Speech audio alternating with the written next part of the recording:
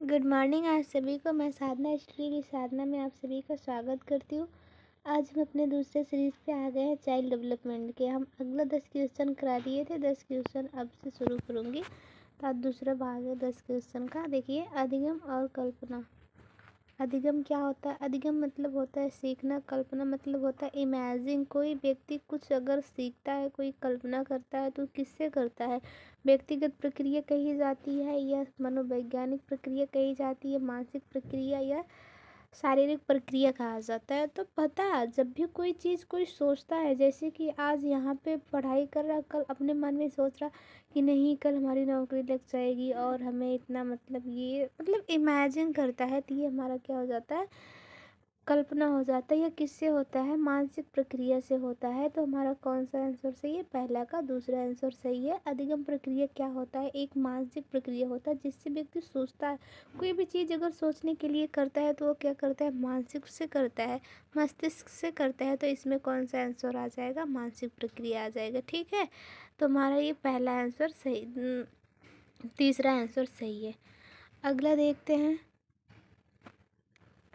अगला क्या है? बालकों में व्यवहारात्मक समस्या का एक मुख्य कारण है।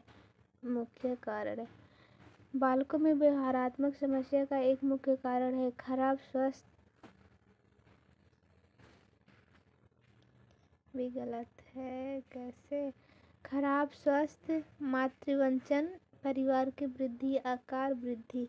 इसमें जो होता है, इसमें क्या दिया गया है कि यह जो होता है, दूसरा आंसर सही होगा। माँ के वंचन से, मातृ के वंचन से बच्चे की वृद्धि क्या होती है? स्वास्थ्य पर प्रभाव पड़ता है। ठीक है, दूसरा क्वेश्चन हम देखते हैं। यह क्या है हमारा? निकट दूर क्रम में क्रियात्मक विकास होता है। इसमें बस पूछा रहा जब एक हमारा इसमें पूछा जा रहा इस तो सिर से पैर की ओर, सिर से छाती की ओर, केंद्र से परिधि की ओर, छाती पैर की ओर। इसमें एक जन्म की प्रक्रिया होती है जब बालक जन्म लेता है, इसे निकट दूर। तो इसमें पहले क्या होता है? एक मस्तका दो मुखी होता है, उसमें सिर से पैर की तरफ होता है। और एक होता है केंद्र से परिधि की ओर। पहले बेबी का सिर, जो मस्तका दो मुखी होता है, ये पूछा जाता है, दो प्रकार के होते हैं। तो एक जो होता है मस्तका दो मुखी होता है, एक निकट दूर क्रम होता है। जो मस्तका दो मुखी होता है तो उसमें जो होता है, उसमें बालक का पहले सिर आता है, फिर धड़, फिर पैर। और जो ये निकट दूर है, इसमें केंद्र से परिधि के साइड में पहले केंद्र का आएगा, पहले पैर आएगा, फिर उसके बाद से क्या होता है?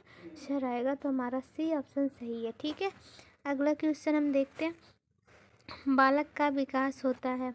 बालक का विकास है वातावरण एवं अधिगम परिणाम, वंशानुक्रम एवं अधिगम परिणाम, वंशानुक्रम एवं अधिगम, इसमें से कोई नहीं।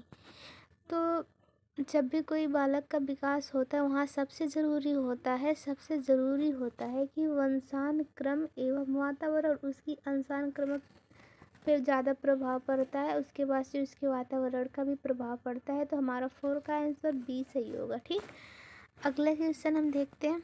नेक्स्ट हमारा क्या है? नवीन ज्ञान की प्राप्ति है रटने से, ज्ञान हस्तांतरण से, अनुभव व नवीनी अर्थ खोजने से।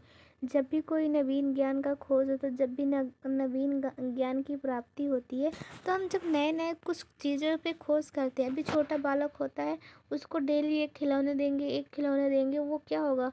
उसमें बोर हो जाएगा। लेकिन उसको दूसरे दिन दूसरा खिलौने देंगे। एक दिन अगर उसको गुड़िया दे रहे, दूसरे दिन कार दे रहे, तीसरे दिन उसको डॉग दे रहे हैं। उसके बाद से जैसे जैसे बड़ा हो रहा है, ड्राइंग करने के लिए दे रहे हैं, फूल पत्ती या कुछ उसको घुमा ठहरा, तो क्या होगा? उसके वो नई नई चीज़ें सीखेगा, उसके दिमाग में वो चीज़ें बैठेंगी। तो कहीं ना कहीं अनुभव क्या होता है? खिलौना खेलेगा, उसको तोड़ेगा, उसको जोड़ेगा, तो कहीं ना कहीं उसके अनुभव का जो होता है ज्ञान बढ़ता जाता है, नवीन ज्ञान बढ़ता है। तो हमारा क्या 5 का सी आंसर सही हो जाएगा। अनुभव का नवीनी अर्थ खोजने से।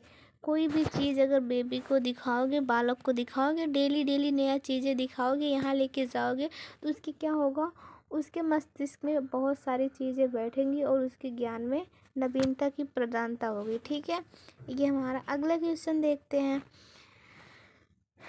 6 वर्ष के अंत तक सिर का शरीर से क्या अनुपात होता है? यह पूछ रहा है इतना कि जब बालक 6 वर्ष का हो जाता है तो उसके शरीर का इसे में पूछा जा रहा है कि 8 से 12 माह या 8 से 24 माह या 12 से 36 माह कि 24 से 48 माह। इसमें सारे बच्चों को ये बचपना अवस्था कहा जाता है। जैसे कि सारे जितने भी क्रियाएं होती हैं अलग अलग होती हैं, उसको अलग अलग से नाम से जाना जाता है। जैसे एंटीनेटल गर्भावस्था को कहते हैं, प्रीनेटल जन्म से 30 माह की अवस्था को कहते हैं, नियोनेटल नवजात शिशु को कहते हैं, और शैशव जो होते हैं इन्फेंसी उसको शैशव अवस्था कहते हैं, और डॉटलर जो होते हैं बचपनावस्था को कहते हैं। तो हमारा बचपनावस्था इसमें पूछा जा रहा है कितनी उम्र तक बच्चे डॉटलर कहलाते हैं।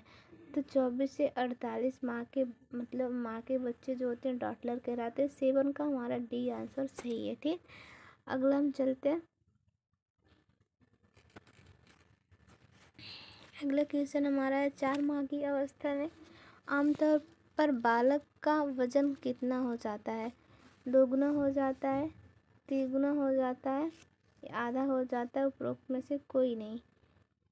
तो इस अवस्था में जो बेबी होता है वो 4 माह की अवस्था में बालक अपने वजन का कितना हो जाएगा? 2 गुना हो जाता है। तो हमारा ऑप्शन जो होता है 8 का पहला ऑप्शन सही हो जाएगा। अगला क्वेश्चन हम देखते हैं। सीखना डॉट डॉट निर्भर करता है। सीखना किस पर निर्भर करता है? परिपक्वता पर, भाषा पर, सामाजिक विकास पर, क्रिया पर।